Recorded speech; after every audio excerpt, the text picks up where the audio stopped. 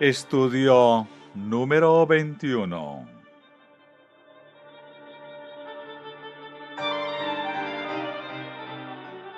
Retomamos hoy el tema en el punto en que lo dejamos anoche. En el reconocimiento de que la obra de Dios en la salvación consiste en lograr su propósito original en la creación.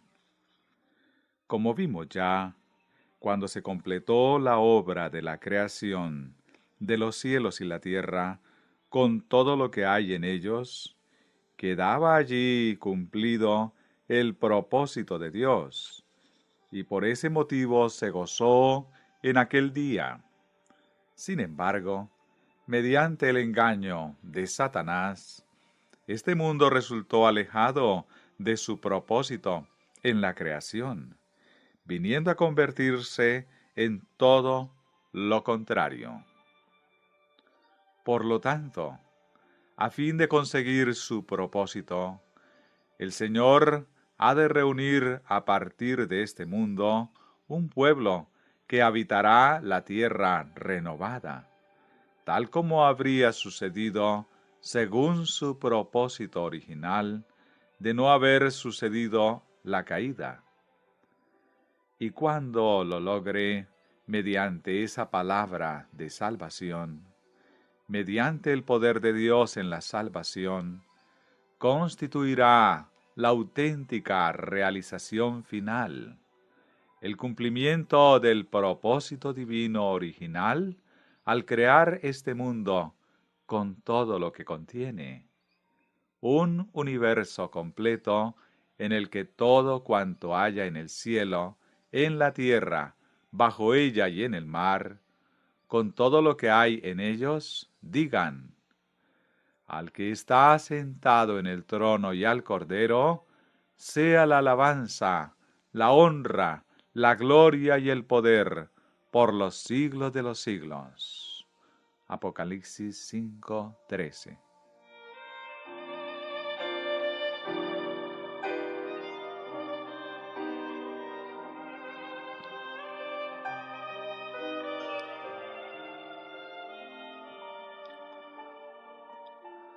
Por lo tanto, el Salvador, cuando estuvo aquí, dijo: mi Padre hasta ahora trabaja, y yo trabajo. Juan 5:17. La obra de Dios terminó cuando dio comienzo aquel séptimo día en lo antiguo. Reposó. Pero su obra en esta tierra y la formación del hombre quedaban aún pendientes, de manera que debió ponerse nuevamente a la labor en la obra de la salvación, a fin de completar su propósito original. Por lo tanto, Jesús dijo: mi Padre hasta ahora trabaja, y yo trabajo.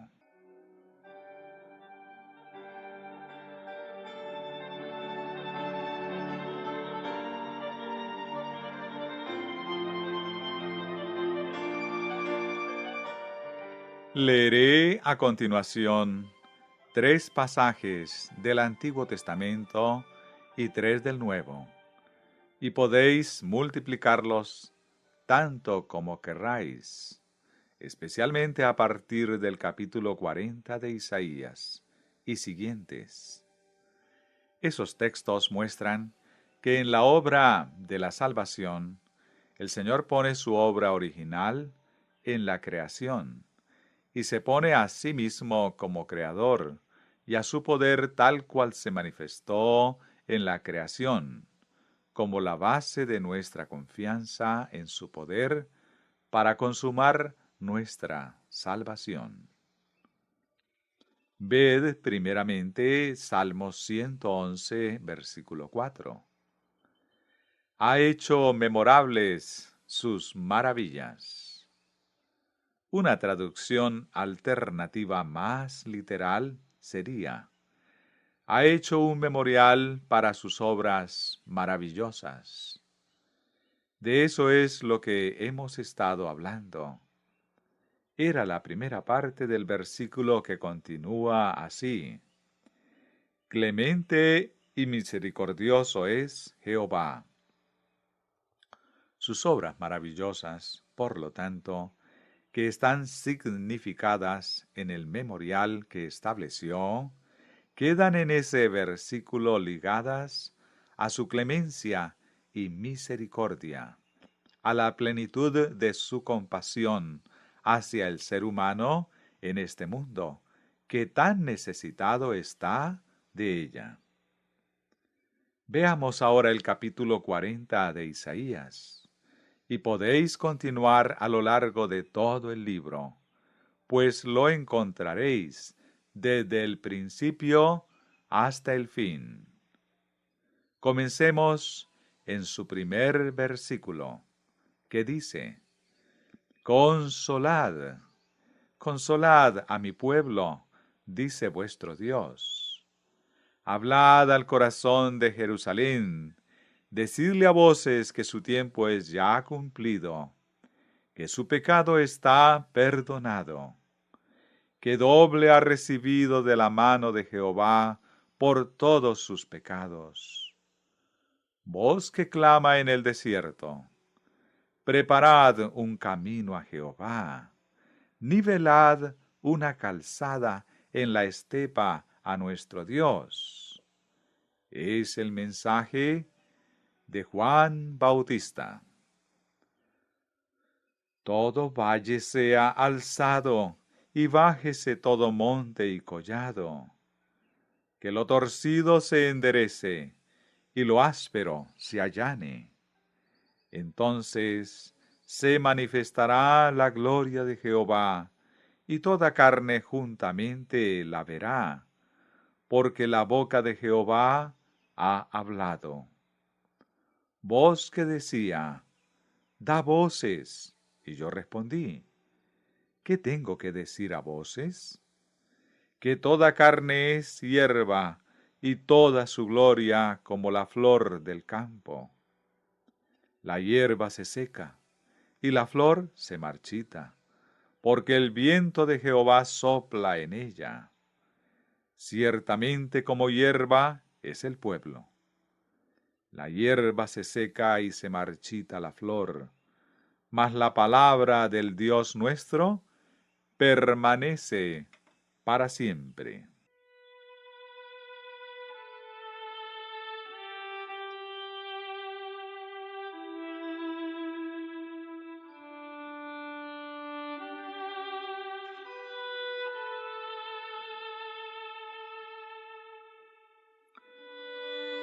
Pedro, citando ese pasaje en los dos últimos versículos del capítulo 1 de su primera epístola, declara: Esta es la palabra que por el Evangelio os ha sido anunciada. Isaías sigue entonces refiriéndose al Evangelio en otros términos. Súbete sobre un monte alto, anunciadora de Sión. Levantad con fuerza tu voz, anunciadora de Jerusalén. Levántala sin temor. Di a las ciudades de Judá: ved aquí al Dios vuestro. He aquí que Jehová el Señor vendrá con poder, y su brazo dominará. He aquí que su recompensa viene con él, y su paga delante de su rostro. Como pastor apacentará su rebaño. En sus brazos llevará los corderos. Junto a su pecho los llevará, y pastoreará con ternura a las recién paridas. Hasta aquí está exponiendo el Evangelio mediante la palabra de Dios. Seguimos leyendo. ¿Quién midió las aguas con el hueco de su mano y los cielos con su palmo? Con 3 dedos juntó el polvo de la tierra, y pesó los montes con balanza, y con pesas los collados. Versículo 12. ¿Quién fue? el mismo que como pastor apacentará su rebaño. Aquel cuya voz nos habla hoy en el Evangelio, aquel que vive para siempre. ¿Quién examinó al Espíritu de Jehová o le aconsejó y enseñó? ¿A quién pidió consejo para poder discernir?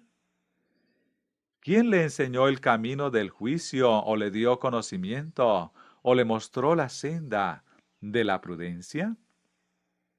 He aquí que las naciones son para él como la gota de agua que cae del cubo, y como polvo menudo en las balanzas le son estimadas. He aquí que las islas le son como polvo que se desvanece. Ni el Líbano bastará para el fuego, ni todos sus animales para el sacrificio. Como nada son todas las naciones delante de él. Para él cuenta menos que nada, menos que lo que no es. ¿A qué pues haréis semejante a Dios? ¿O qué imagen le compondréis?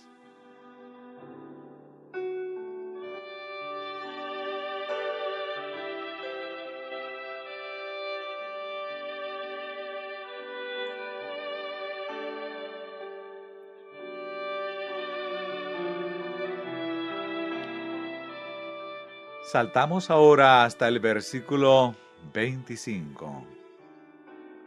¿A qué pues me haréis semejante o me compararéis?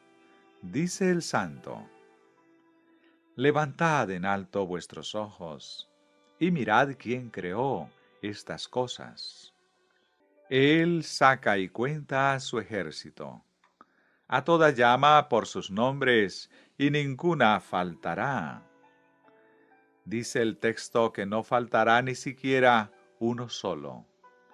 ¿Qué es lo que sustenta a los astros? Congregación. El poder de su palabra. Él sustenta todas las cosas con la palabra de su poder. Hebreos 1:3. Su invitación es ahora a que abramos los ojos y veamos quién creó todas estas cosas y saca y cuenta su ejército. ¿A dónde nos lleva todo esto? Leamos el versículo 27.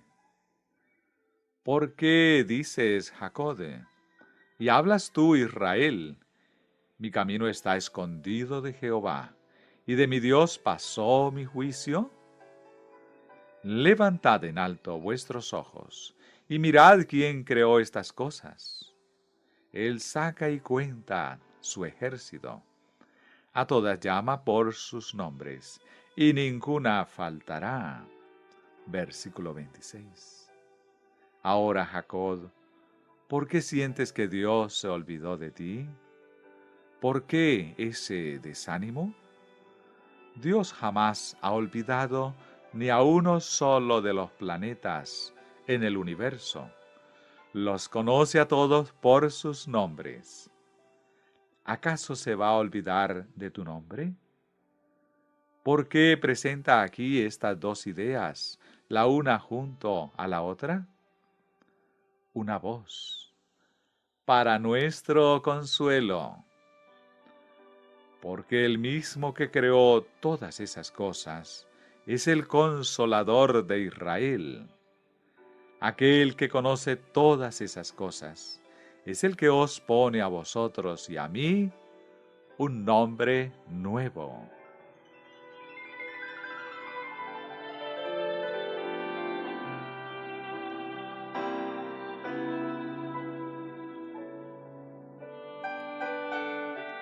Versículo 28. ¿No has sabido, no has oído que el Dios eterno es Jehová, el cual creó los confines de la tierra? No desfallece ni se fatiga con cansancio, y su entendimiento no hay quien lo alcance. Él da esfuerzo al cansado y multiplica las fuerzas al que no tiene ningunas. ¿De quién se trata? Congregación. Del Señor. Bien. Levantad en alto vuestros ojos y ved quién creó todas estas cosas, y comprobad entonces que tiene el poder para dar fuerzas al cansado mediante su palabra. Por lo tanto dice, tened buen ánimo, consolaos. Y sucede así. Cuando aquel que tenía semejanza de hombre tocó a Daniel y lo fortaleció, diciéndole, esfuérzate. Daniel dijo, hable mi Señor, porque me has fortalecido. Capítulo 10 de Daniel, versículo 18 y 19. Ahora, el resto del capítulo. Los muchachos se fatigan y se cansan. Los jóvenes flaquean y caen. Mas los que esperan en Jehová tendrán nuevas fuerzas. Levantarán alas como las águilas. Correrán y no se cansarán. Caminarán y no se fatigarán.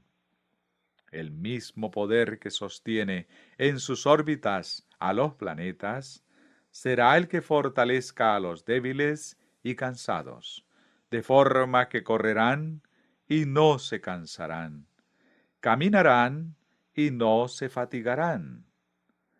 Comprendéis que el Señor establece la creación y su poder en la creación como el fundamento de nuestra esperanza en su salvación.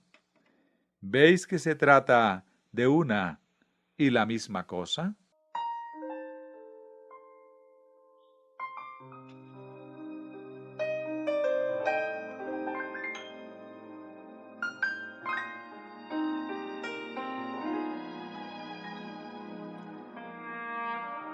En el Salmo 147, versículos 3 y 4, encontramos otro pasaje bendito que afecta íntimamente a todos. Y es por eso que lo leo. Él sana a los quebrantados de corazón y venda sus heridas. Él cuenta el número de las estrellas. A todas ellas llama por sus nombres. Aquel que es capaz de contar el número de las estrellas, conociendo a cada uno por nombre, es quien sana y venda las heridas de los corazones quebrantados. Así, ¿fue herido vuestro espíritu? ¿Se quebrantó vuestro corazón y casi os desesperasteis, creyéndoos olvidados de todo y de todos? El versículo es para vosotros. El pensamiento es el siguiente. No es sólo que Él sana a los quebrantados de corazón y venda sus heridas, sino que también cuenta las estrellas y las llama por sus nombres, motivo por el cual nunca olvidará tu nombre. Así es el Señor, así es nuestro Salvador. Pero el fundamento de nuestra confianza en Él como Salvador es que Él creó todos esos astros y los conoce por sus nombres, sustentándolos con la palabra de su poder para salvar. Yendo ahora al Nuevo Testamento, recordad lo escrito en el primer capítulo de Juan, versículo 1 al 4. En el principio era el Verbo. El Verbo estaba con Dios, y el Verbo era Dios. Este estaba en el principio con Dios. Todas las cosas por medio de Él fueron hechas, y sin Él nada de lo que ha sido hecho fue hecho. En Él estaba la vida, y la vida era la luz de los hombres. Y el versículo 14. El Verbo se hizo carne y habitó entre nosotros, lleno de gracia y de verdad. De su plenitud recibimos todos, y gracia sobre gracia. Versículo 16. Así, Él mismo que creó todas las cosas, vino aquí, lleno de gracia y de verdad, tomando una carne como la nuestra, y mediante Él somos participantes de su plenitud. El pensamiento que Dios quiere que alberguemos acerca de la salvación es que aquel que nos creó es quien nos salva, que el poder por el que creó es el mismo poder por medio del cual nos salva. Y el medio que utilizó para crear su palabra es precisamente aquel mediante el que nos salva. Fue por su palabra, y a vosotros es enviada la palabra de esta salvación. Hechos 13, 26.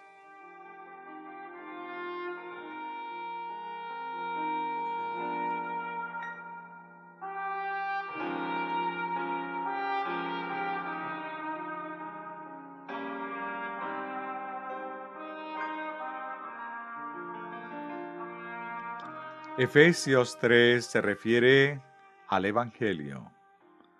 Versículos 7 al 12.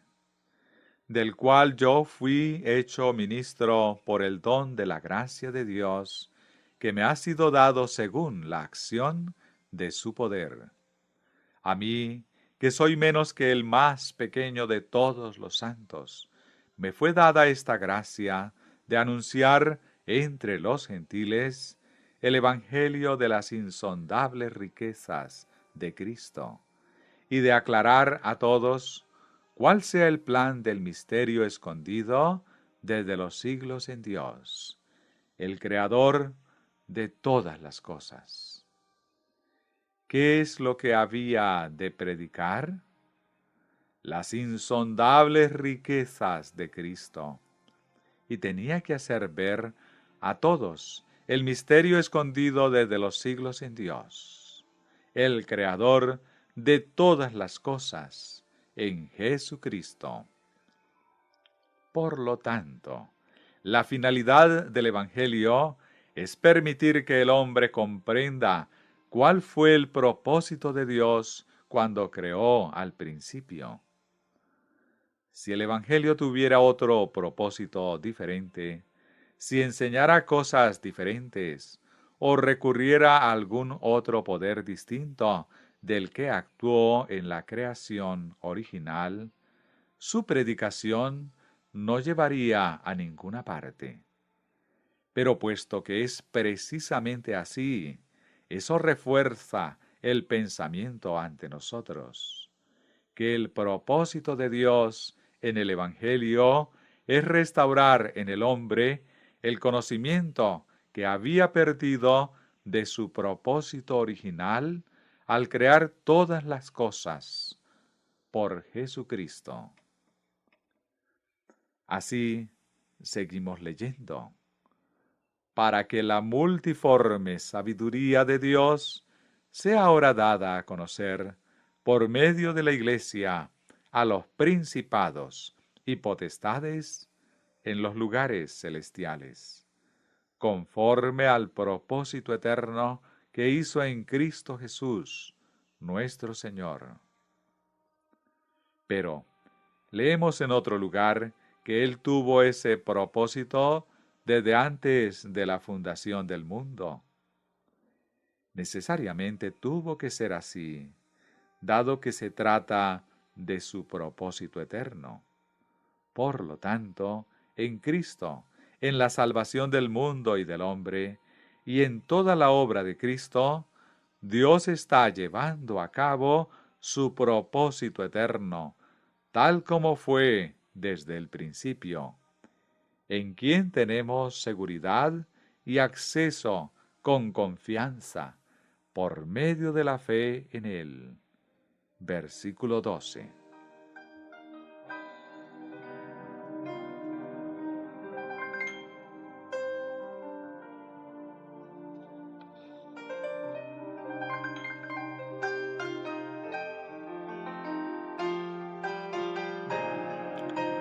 Leamos nuevamente su propósito eterno. Conforme al propósito eterno que hizo en Cristo Jesús, nuestro Señor. Ese propósito original creador del que hablamos anoche consiste en que Cristo, llevando a cabo lo que resultó anteriormente frustrado. Se trata de Cristo entonces y de Cristo ahora.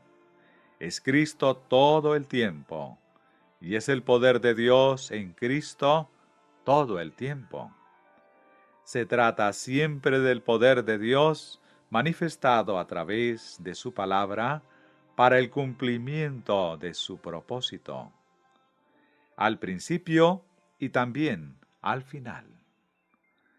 Satanás vino y desbarató al mundo, poniéndolo en una complicada situación. El Señor dijo: está bien, lo conseguiremos aún así. Satanás no hizo nada, excepto seguir desbaratando el mundo y obligando a que tuviera lugar un rodeo. Pero Dios llevará a cabo su plan incluso en ese rodeo. Cumplirá su propósito eterno de forma que el universo quedará atónito y el diablo destruido. Sin duda ninguna, el Señor lo hará.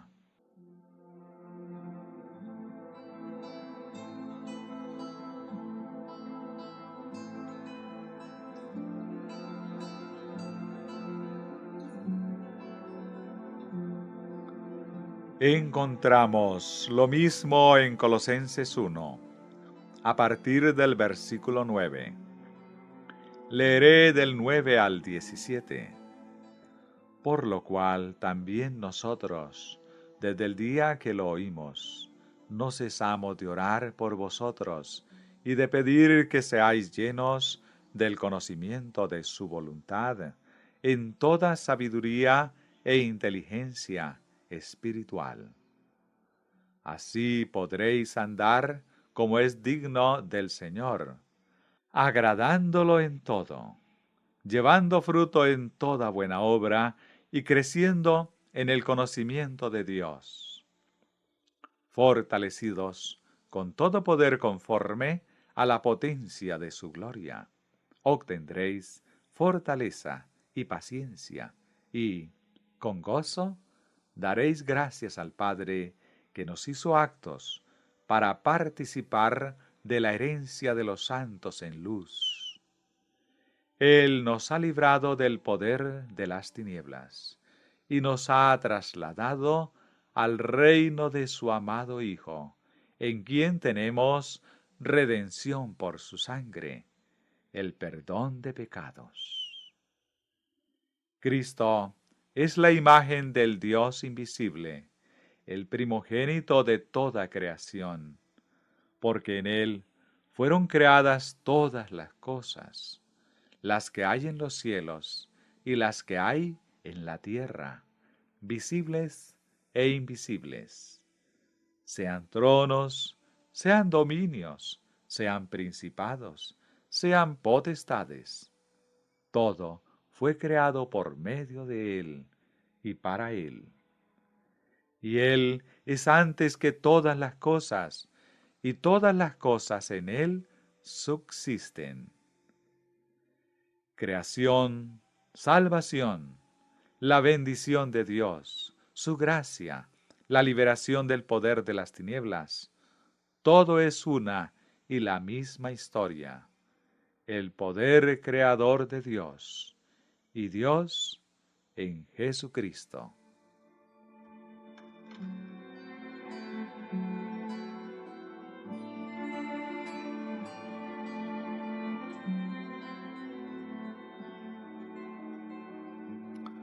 Todo lo anterior está contenido en el primer capítulo de Hebreos. De hecho, impregna toda la Biblia.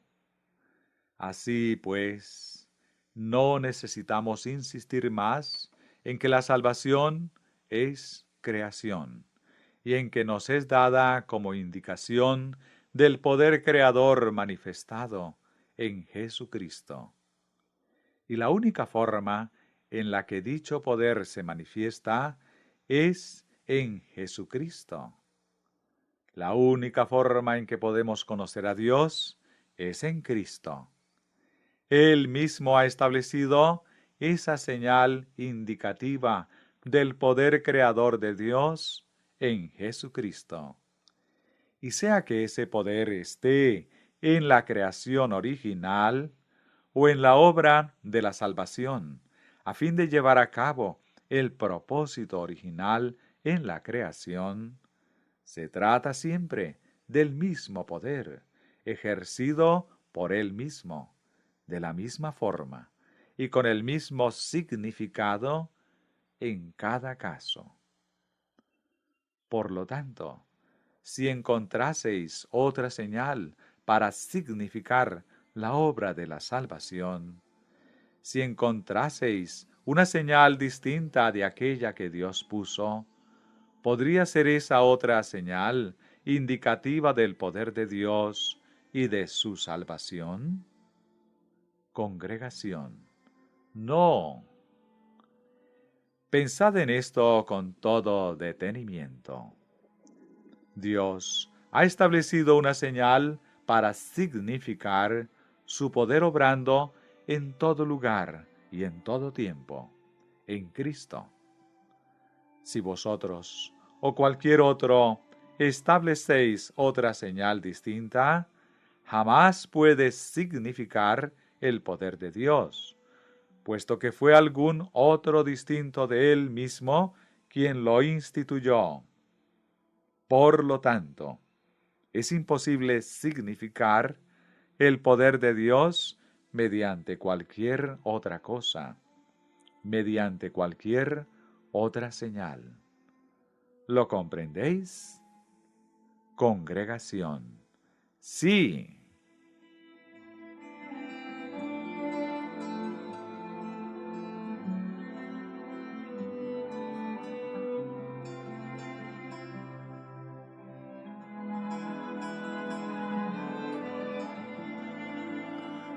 Hay más. Si alguien encontrara en alguna parte de la historia otra señal establecida para significar la salvación, sería salvación mediante otro poder distinto del poder de Dios en Jesucristo. Solo podría ser así. Bien, ¿se ha dado algún esfuerzo? ¿Se ha albergado alguna pretensión en la historia a fin de salvar a las personas mediante algún otro poder diferente al de Jesucristo? Congregación. Sí. ¿Acaso no ha existido en el mundo un poder llamado Anticristo? Congregación. Sí. Anti significa opuesto o contrario a Cristo. Ese poder pretende salvar a las personas. ¿No es así? Congregación. Así es. Leamos primeramente la descripción de su proceder.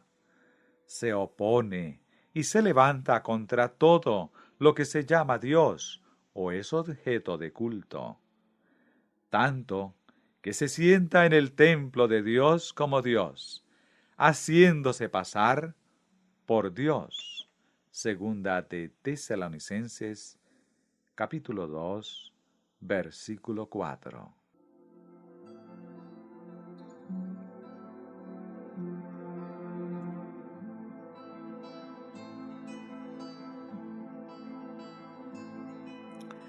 En Daniel 8:25 leemos que se levantará contra el príncipe de los príncipes.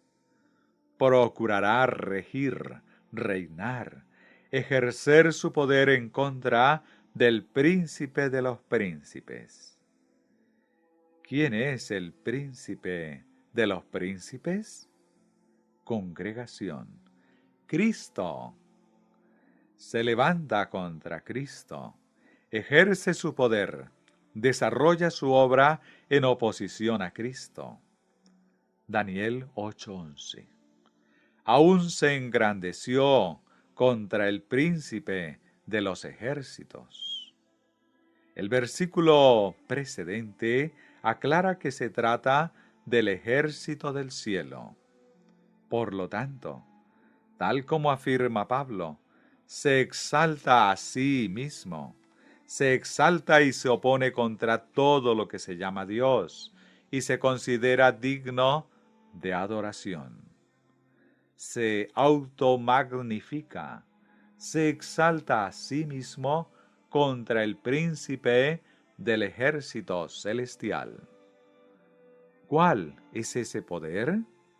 Congregación, el papado. Es el papado, la iglesia católica, la iglesia de Roma. ¿No es acaso la doctrina de esa iglesia que no hay salvación fuera de ella o por ningún otro medio ajeno a ella? Congregación. Sí.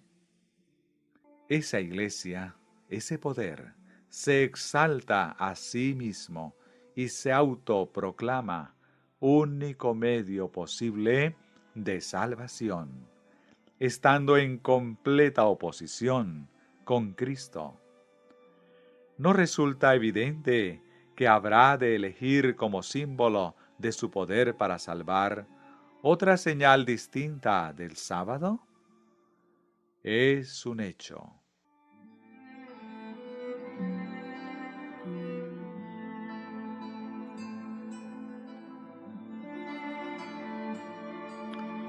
Otro pensamiento en este punto. Puesto que ha de ser una señal distinta del sábado, que es indicativo del poder de Dios en Jesucristo para la salvación, ¿no resulta claro que cualquier otro poder que establezca una señal indicativa de su poder para salvar, habrá de recurrir por necesidad a un sábado en rivalidad con el verdadero? No queda otra posibilidad. Ha de ser precisamente así. Si eligiera como señal cualquier otra cosa que no estuviera en rivalidad con el sábado, esta señal divina permanecería destacada sin dar ocasión a que nada la desafiara. Por lo tanto, para que la rivalidad sea completa, y a fin de establecer su poder en total oposición a Cristo, el hombre de pecado ha de poseer una señal de su poder para salvar, y ha de estar, por el motivo descrito, en rivalidad con la señal indicativa de la salvación en Cristo.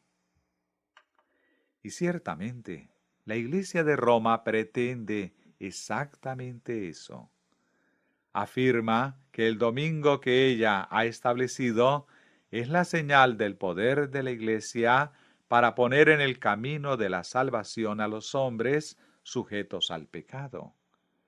Pretende eso, ni más ni menos.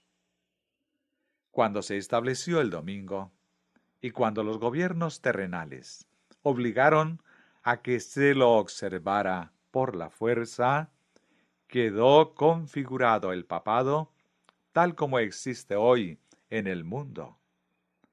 El domingo fue entonces puesto en lugar del sábado del Señor, con un propósito directo y definido. El registro histórico es incontestable. Veamos lo dicho por uno de los que hicieron ese cambio. En la página 313 del libro Two Republics, o Dos Repúblicas, leemos: hemos transferido al día del Señor, llama así al domingo, todas las cosas que era deber efectuar en sábado. Eusebio. Se aplicó entonces la ley para hacer obligatoria la observancia del domingo. ¿Con qué propósito? Leo en la página 315 del mismo libro. Nuestro emperador, muy amado del Señor, cuya fuente de autoridad imperial deriva de lo alto y que destaca en el poder de su sagrado título, ha controlado el imperio mundial durante un largo periodo de años. Efectivamente, este preservador dispone en estos cielos y en esta tierra y en el reino celestial de forma consistente con la voluntad de su Padre. Así, nuestro emperador amado por él, llevando a aquellos sobre quienes rigen la tierra al unigénito Verbo y Salvador, los hace auténticos súbditos de su reino. Eusebio. Su propósito era, pues, salvar a las personas por esos medios, y el domingo se estableció como señal del poder que lo estaba llevando a cabo, en lugar del sábado del Señor, que es indicativo de su poder. Sigo leyendo en la página 16. Ordenó asimismo que se observara un día como ocasión especial para la adoración religiosa. Cierro comillas. Y ¿quién otro ha ordenado a las naciones que pueblan los continentes y las islas de este vasto mundo que se reúnan en el día del Señor? Se refiere al domingo, observándolo como festivo, no para cuidar el cuerpo, sino para fortalecimiento y ánimo del alma mediante la instrucción en la verdad divina. Cierro comillas. Escrito por Eusebio. Tal era su objetivo: tomar el lugar de Dios, tomar el lugar del sábado del Señor. Es lógico que hiciera así, ya que hemos visto que de suscitarse otro poder con la pretensión de salvar a las personas, habría de acuñar otra señal distinta de la que es indicativa del poder de Dios. Eso es lo que hizo el papado, y estableció con ello el gobierno de la Iglesia, convirtiéndola en el conducto de salvación mediante el poder terrenal absoluto y compeliendo a las personas por ese camino. Ya leímos aquí la doctrina de la Iglesia. La doctrina de la Iglesia de Roma acerca de cómo han de hacer las personas para salvarse. Y todo consistía en el yo del hombre. El que puede ahí salvar es solamente el poder del yo. No se trata de la salvación de Cristo. Sus doctrinas enseñan que el hombre se ha de preparar a sí mismo, que ha de lograr una bondad suficiente, y entonces el Señor hará tratos con él. Si haces tal y tal cosa, seré benigno contigo. Así se lee en ese libro. No tengo tiempo esta noche de repetirlo. Su doctrina consiste en que la persona tiene que hacer cierta cosa. El problema es que no hay en ella poder alguno para efectuarla, pero su argumento es que si la hace, lo ha ganado todo. Esa no es la salvación en Cristo, no es la salvación de Dios.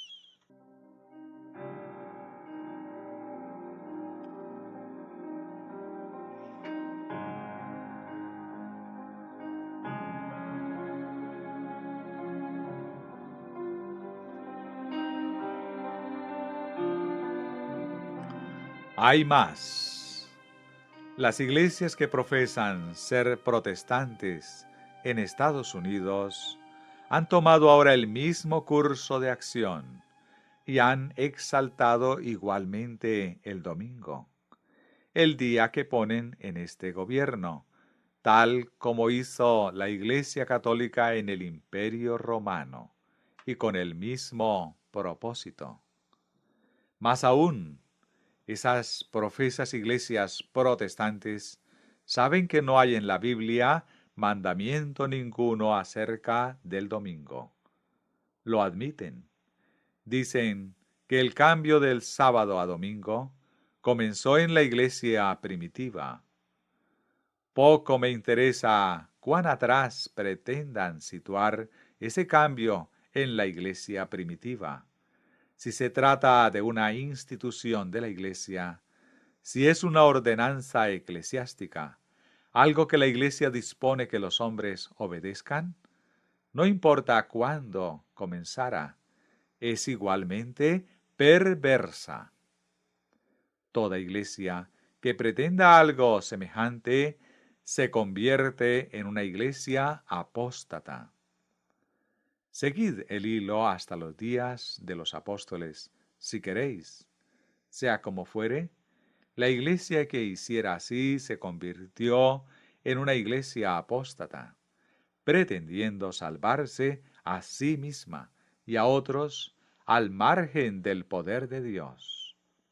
Por lo tanto, sea la iglesia que lo hiciera, es una iglesia caída.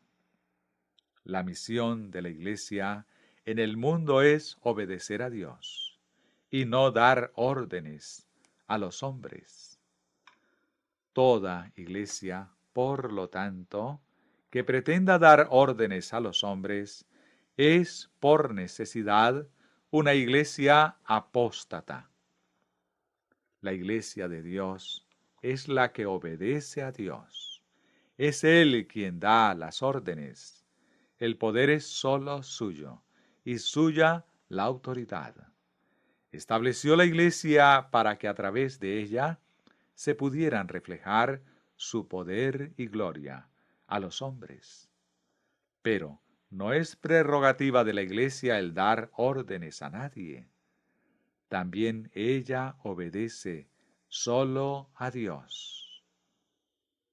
Ahora voy a expresarlo de otra forma, quizá con mayor llaneza. La iglesia como un todo, la iglesia católica y la protestante apóstata, ha usurpado ya el lugar de Jesucristo, puesto que cualquier iglesia que se exalte a sí misma y haga de ella misma el camino de la salvación, es necesariamente una iglesia apóstata que se coloca a sí misma en lugar de Jesucristo, quien es el Salvador. Así, ninguna iglesia puede exaltarse como salvadora de los hombres. Por el contrario, ha de exaltar a Jesucristo como al único Salvador. Jesucristo en ella como el Salvador que es. Pero se trata de Jesucristo y no de ella, ya que es lo mismo en la iglesia que en el individuo. Tengo la justicia de Cristo. Su presencia mora en mí. El cristiano puede y debe decir eso, pero jamás puede pretender, soy el Salvador o soy la justicia. Soy bueno y poseo bondad que puedo conferir a otros a fin de que sean salvos. No, el cristiano puede decir, tengo la justicia de Cristo. Cristo mora en mí y cumple a través mío su bendito propósito de que otros sean alcanzados y salvos. Pero solo Él es el Salvador, solo Él es la justicia y el poder. Él lo es todo en todos.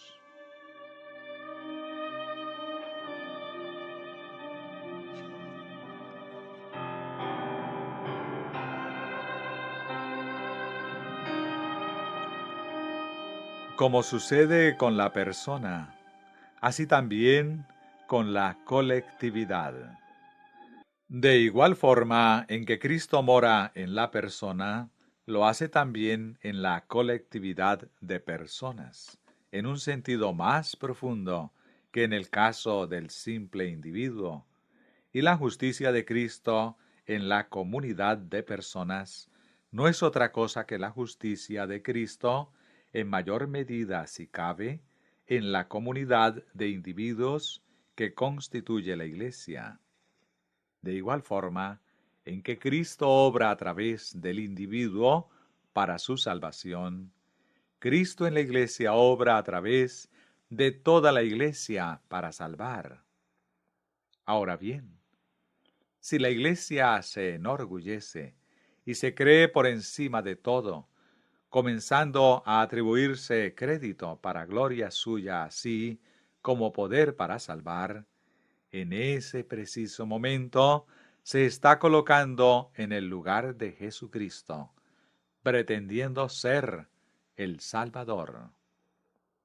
Se trata de la misma autoexaltación en la Iglesia que en el individuo, y fue la autoexaltación de las personas la que conformó la Iglesia autoexaltada, terminando en la apostasía.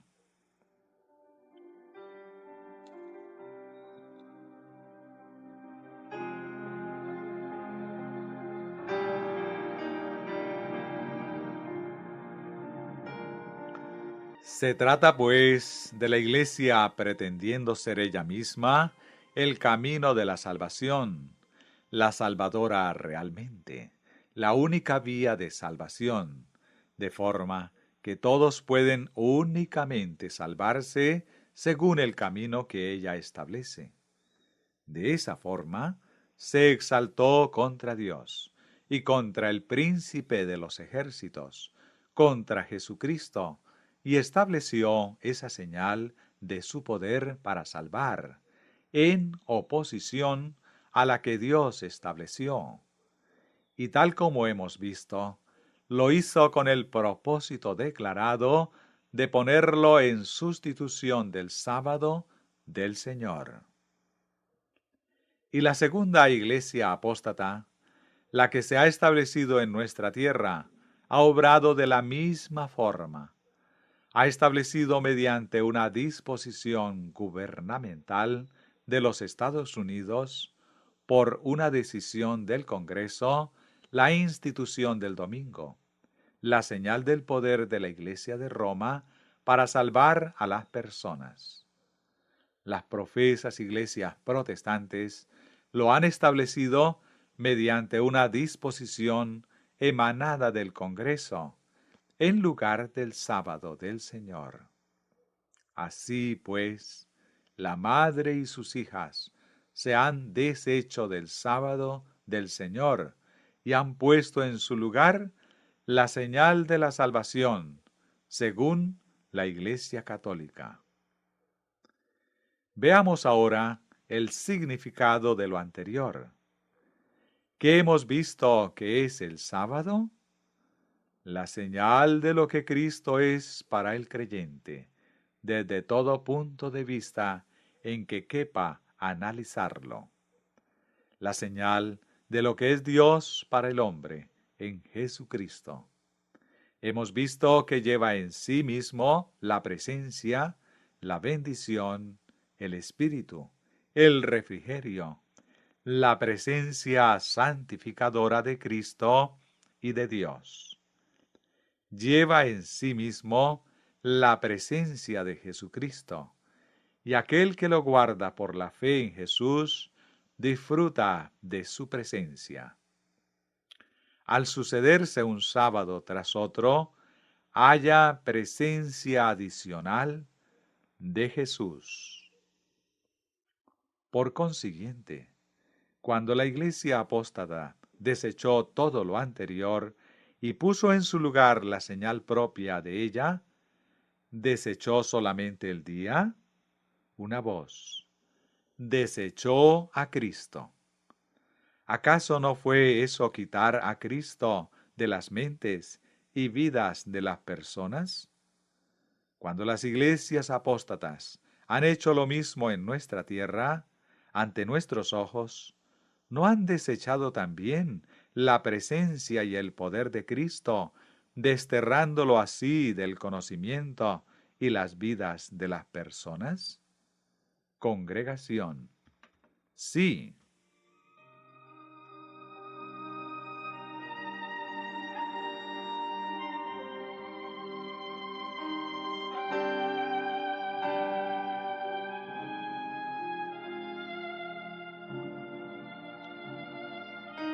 Hay aquí un punto digno de nuestra consideración.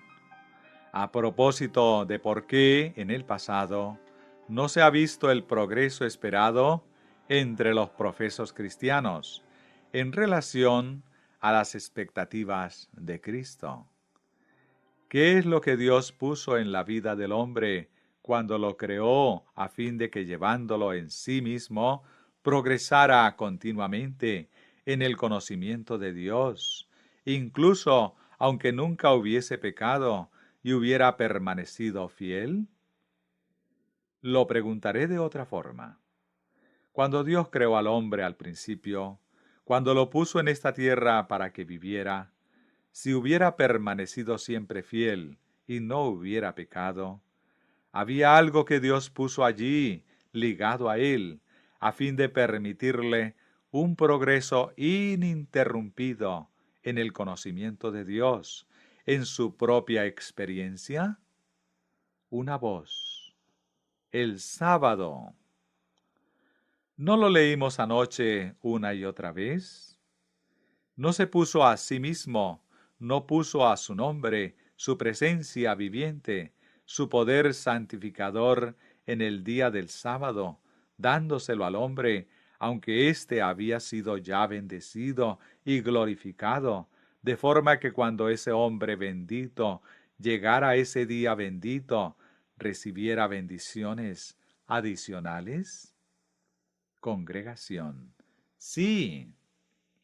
Por lo tanto, ¿no puso Dios en el mundo algo que, de haberse sido observado y guardado según dispuso Dios, preservaría al hombre, lo elevaría según un plan de crecimiento y progreso en el conocimiento de Jesucristo en él mismo? ¿De qué se trata? Congregación. Del sábado. Permanece ahí tras la caída del hombre. Así pues, cuando la Iglesia de Roma desterró el sábado de las mentes de las personas, aquello que hacía posible que reconocieran a Cristo y su poder para convertir, ¿quedó alguna cosa que les permitiera avanzar en la obra santificadora de Cristo?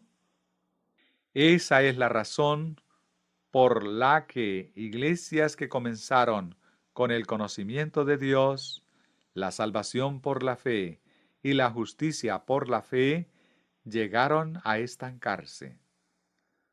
Otra iglesia tuvo entonces que sucederle para caer presa del mismo proceso y llegar también al estancamiento.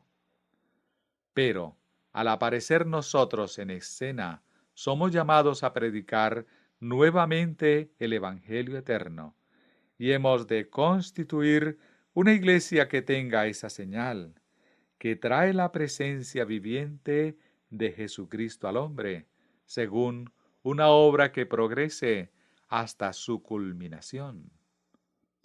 Tal es la iglesia que tiene el sábado del Señor.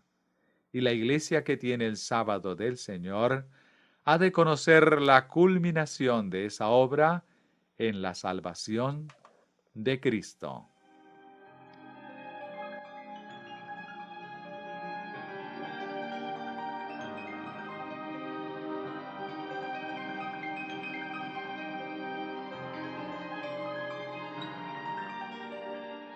¿Quién puede medir la maldición y perjuicio que ha ocasionado al mundo esa terrible acción de las iglesias apóstatas? Nada que no sea la mente de Dios puede comprender la magnitud del daño y pérdida causados. El efecto logrado fue quitar la presencia de Cristo, quitar a Cristo del conocimiento, de la experiencia de los corazones humanos. En su lugar, instauró otro poder, un poder humano, un poder satánico, el yo. Lo colocó en el lugar de Dios y de Cristo, quien se anonadó a sí mismo para que Dios pudiera brillar. Hay un paralelismo histórico increíblemente apropiado a lo que acabo de exponer, y vale la pena que lo consideremos. En primer lugar, la humanidad, los hombres, perteneciendo o no a la Iglesia, están sujetos a Dios. ¿Podrían existir sin Dios? Congregación. No. Si algún hombre, por su propia acción, pudiera volverse independiente de Dios, ¿seguiría existiendo? Congregación. No. ¿Qué comenzó Satanás a hacer en primer lugar? ¿No fue acaso procurar su independencia de Dios? ¿Existir por sí mismo? De haber logrado su propósito, ¿qué habría significado para él? Congregación. Su destrucción. Necesariamente, puesto que no hubiera podido existir sin aquel que lo creó, pero en su irrazonable ambición, en su ciego egoísmo, pensó que podría vivir al margen de Dios, que lo había creado. ¿No es ese el mismo pensamiento de autoexaltación que se ha instalado en lugar de Dios?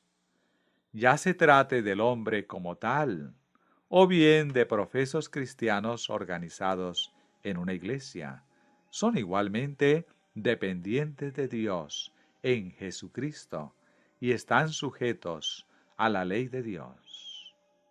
La ley de Dios es la ley suprema, gobierna todo el universo y todos en la tierra le están sujetos.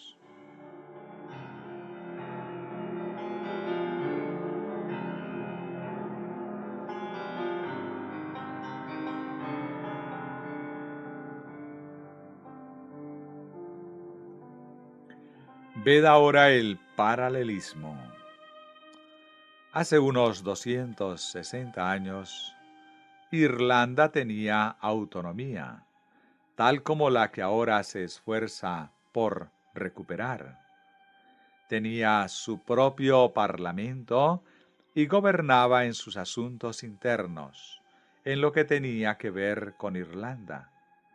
Pero estaba sujeta al gobierno supremo de Inglaterra. Leo ahora en el quinto volumen de Historia de Inglaterra, de Macaulay, en su página 301. Los lores y los comunes de Irlanda se atrevieron, no sólo a volver a promulgar una disposición de Inglaterra que tenía el expreso propósito de sujetarlos a ella, sino a promulgarla con modificaciones.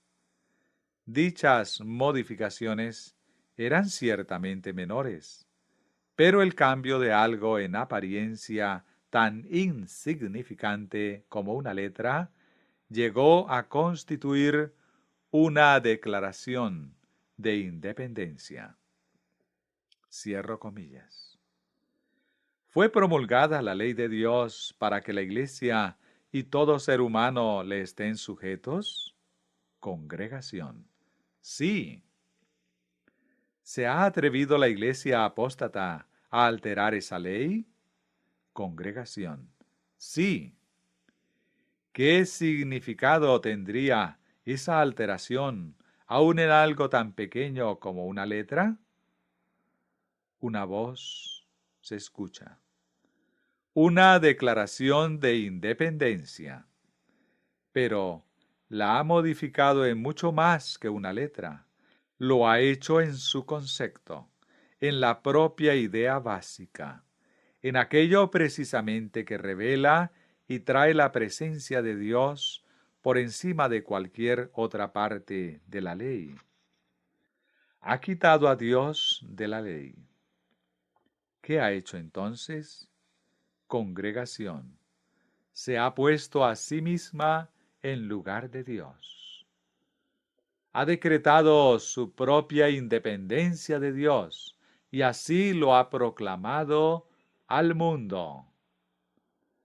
Las iglesias protestantes, las que hacen esa profesión, puesto que hace tiempo que dejaron de ser protestantes, han llevado el Congreso de los Estados Unidos a una posición idéntica. Lo han llevado a una nueva promulgación del cuarto mandamiento. Ha sido citado expresamente y puesto por escrito en el libro de los estatutos legislativos. El otro día, el gobernador Pattison de Pensilvania, hablando en el Capitolio del Estado, mientras arguía en favor de las leyes dominicales que figuran ya en los libros de los estatutos, dijo que esa ley no es más que una parte de ese sistema de la ley de Dios, que ahora se promulga nuevamente en los estatutos de Pensilvania. Según sus propias palabras, se promulga de nuevo la ley de Dios. Pregunto, ¿han promulgado la ley de Dios tal cual es? Congregación, no. Si lo hubieran hecho así, si la hubieran decretado por la fuerza, eso los habría puesto en un plano de igualdad con Dios. Pero la han promulgado alterándola y obrando así se han colocado por encima de Dios. Las iglesias de esta nación se han autoproclamado así independientes de Dios en su acción de establecer su propia ley, alterándola deliberadamente en el curso del proceso legislativo que la aprobó. Permitidme que lea otra frase del libro que os he citado en la misma página 301. La colonia de Irlanda era de la forma más enfática dependiente. Era una dependencia no sólo porque lo establecía la ley del reino, sino por lógica necesidad. Era absurdo pretender la independencia de una comunidad que no podía dejar de ser dependiente sin dejar con ello de existir. Cierro comillas. ¿Podéis imaginar un paralelismo más estrecho para ilustrar ese principio del gobierno y de la ley que este al que nos hemos referido y que quedó registrado para nuestra instrucción?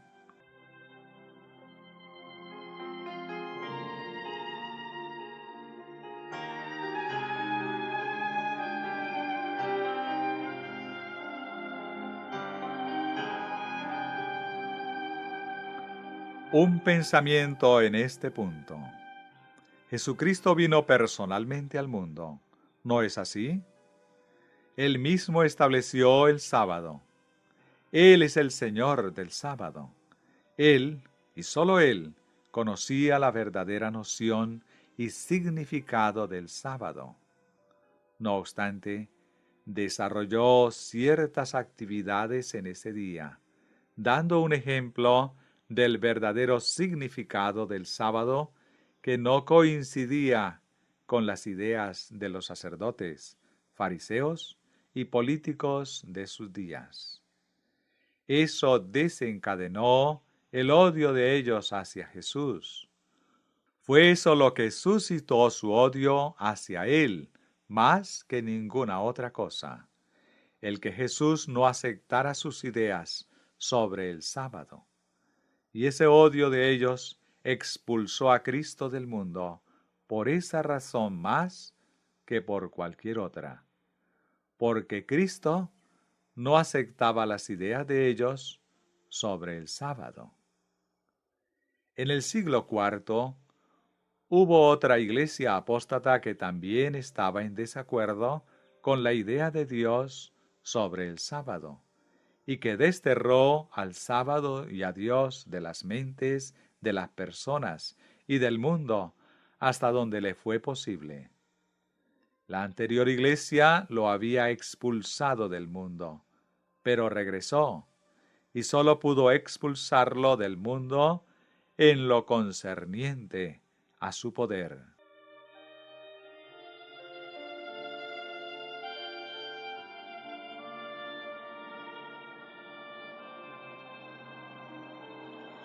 Hay aquí otra iglesia apóstata, la tercera, que ha seguido el ejemplo de las dos iglesias apóstatas anteriores. Ha expulsado a Dios en su sábado fuera del mundo, debido a que sus ideas sobre el sábado están en desacuerdo con la de Dios, y han decidido que no se someterán a la idea divina. Todo eso es un hecho y está ante nosotros. Aquella primera iglesia apóstata, a fin de poder cumplir su propósito de expulsar del mundo a Cristo, manteniendo así sus propias ideas acerca de lo que es el sábado, se asoció con un poder terrenal, eligiendo a César y dando la espalda a Dios. La segunda iglesia apóstata, a fin de poder expulsar del mundo al Señor en su sábado, se asoció igualmente a César. En la tercera apostasía, a fin de hacer prevalecer su idea sobre el sábado en contra de la de Cristo, ha de deshacerse de Cristo en su sábado. Pero tiene que hacerlo recurriendo igualmente a César, asociándose con los poderes terrenales, tal como hicieran las otras dos que la precedieron.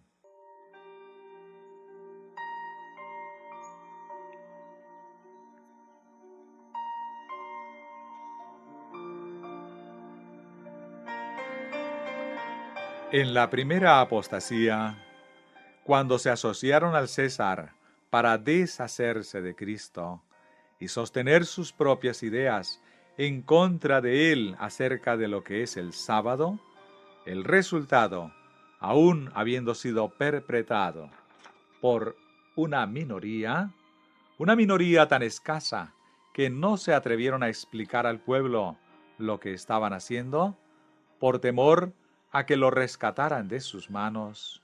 Esa minoría, por exigua que fuera, estaba compuesta en su casi totalidad y estaba enteramente dirigida por los líderes de la Iglesia.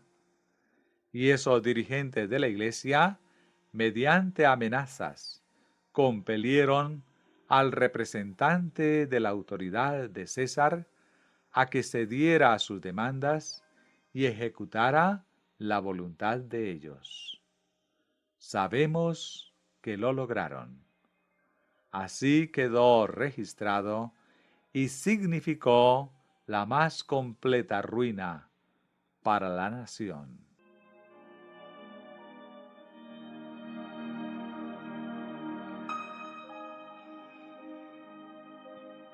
Por lo tanto, es posible que una exigua minoría, bajo la influencia de unos pocos responsables de iglesia, sus dirigentes, tome un curso de acción que ocasione la ruina de la nación de la que forma parte? Congregación. Sí. La segunda apostasía repitió el mismo patrón, entregándose a la influencia del poder terrenal, obteniendo de esa forma poder gubernamental para poder realizar su propósito de deshacerse de Cristo en su sábado y de mantener sus propias ideas acerca del sábado en contra de las de Cristo. Fue una minoría la que hizo eso. Lo protagonizaron los principales dirigentes de la Iglesia. Por lo tanto, fue asunto de unos pocos. ¿Cuál fue el resultado de esa intriga para el Imperio Romano? Significó su ruina. Por lo tanto, es posible que una exigua minoría, insignificante, al compararla con la gran masa, dirigida, eso sí, por unos pocos de los prelados de la Iglesia, instaure un estado de cosas como ese y lleve al gobierno a un curso de acción que desemboque en su ruina más completa. En la historia se ha demostrado así por 2 veces. Entonces, en esta región, el pasado año, ante vuestros ojos y los míos, una minoría de personas de nuestro país, influida por unos pocos, una minoría de dirigentes de iglesia, logró, mediante amenazas, que los políticos entregaran en sus manos el poder del gobierno para cumplir su propósito de sostener sus ideas sobre el sábado, en contra de la idea de Cristo. La historia ha demostrado por 2 veces que una acción como esa significó la ruina de la nación que la emprendió. ¿Significa esa doble acción alguna cosa en relación con la tercera instancia? Congregación. Sí. La lección que enseñaron las 2 primeras ocasiones se volverá a repetir en la tercera. Eso es lo que significa. Ruina, y nada más que ruina, es lo único que puede derivarse de ello. Ni ellos mismos son capaces de prevenirla. Nadie puede hacerlo. Han puesto en marcha un tren de circunstancias que nada en el universo puede detener. Dará su fruto inexorablemente.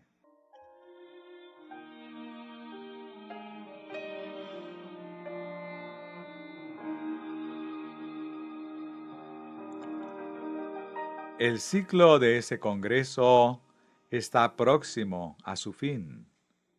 Es más que probable que concluya sin que se vuelva a abordar el tema. Si el próximo congreso lo revocara en su totalidad, eso en nada cambiaría los resultados. El proceso se ha iniciado y proseguirá a pesar de las acciones que puedan efectuar. Vosotros y yo no hemos de sorprendernos de que, en el caso de que el próximo Congreso lo revoque, lo haga algún otro en el futuro, y cuando llegue ese día, todo guardador del sábado en la tierra debiera levantarse con todo el vigor que el Espíritu de Dios pueda darle, debiera cortar las ligaduras con todo aquello que lo ate a la tierra, dedicándolo todo a la causa de Dios. En un futuro muy próximo, la marea arrasará, dejándolo todo en ruinas. No hemos de sorprendernos de que eso pueda suceder. Cuando tenga lugar, ese será su significado.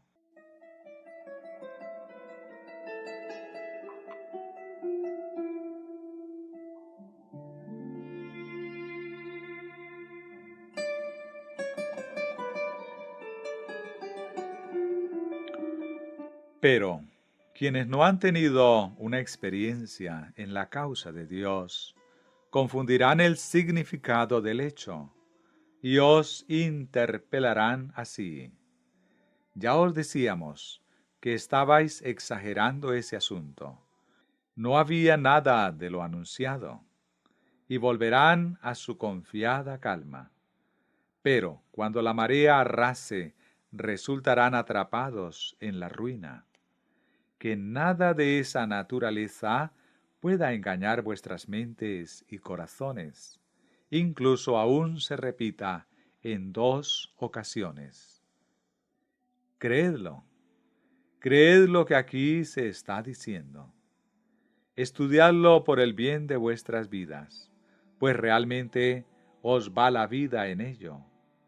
Tened presente que la acción emprendida significa exactamente lo que enseñan las 2 pasadas lecciones de la historia. Significa ruina, aun en el caso de producirse en el proceso 1 o 2 revocaciones. Se ha puesto en marcha el proceso y los resultados no se harán esperar, a pesar de cuanto pueda hacer el universo. Por lo tanto, no hace diferencia alguna lo que alguien pueda deciros.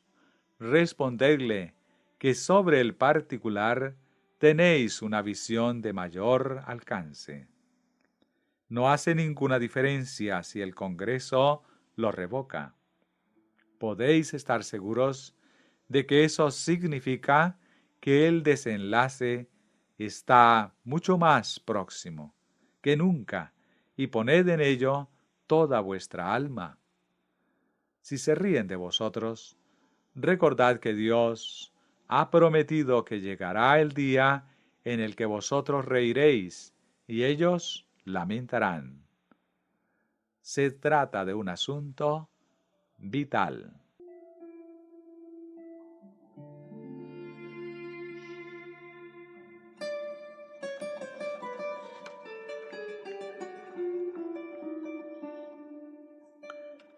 Bien, estas son algunas de las cosas.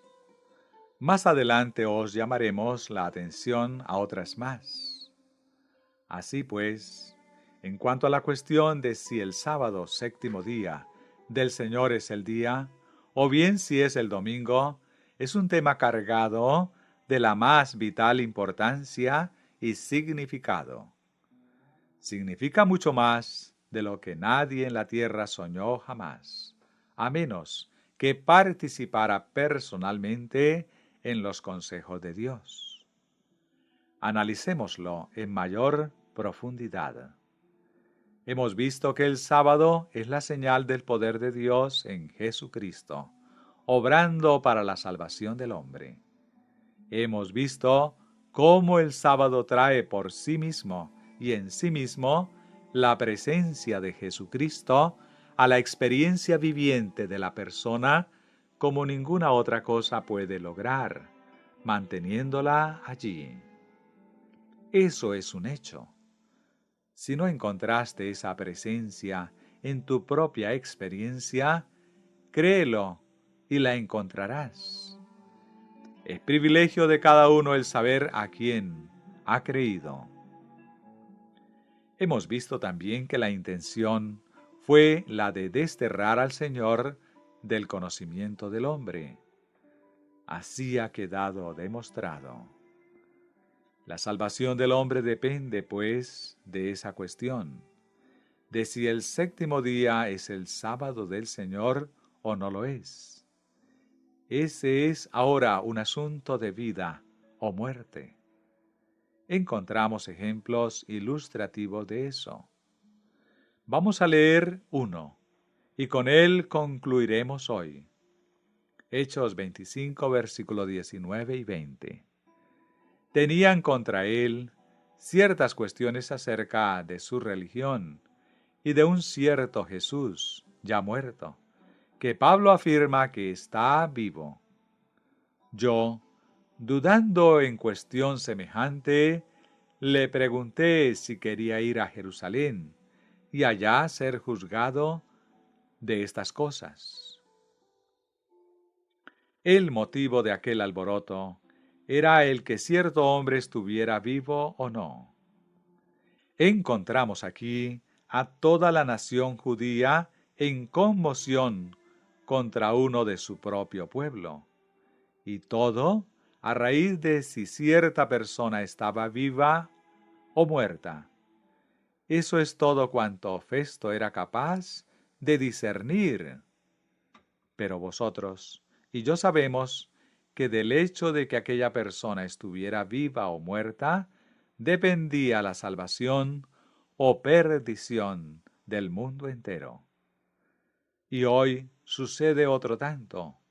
Oímos, ¿a qué viene todo ese revuelo en torno a si hay que guardar el sábado o el domingo?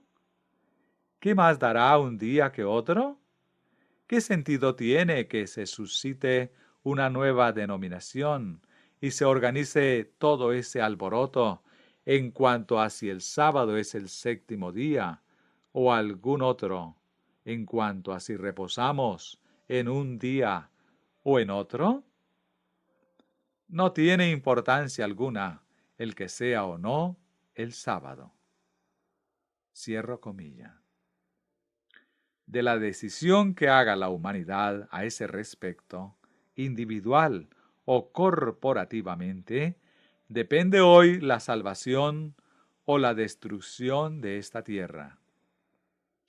La salvación de los hombres depende hoy de si el día es el sábado del Señor, lo mismo que sucedió entonces. Los contemporáneos de Cristo, en su envidia hacia Él y en su determinación de que prevaleciera su idea contraria a la de Dios, lo expulsaron del mundo, entregándose después a una controversia acerca de si estaba vivo o muerto. De forma semejante, personas como esas habrían de expulsar al sábado del mundo, para discutir posteriormente si se trataba del sábado o no.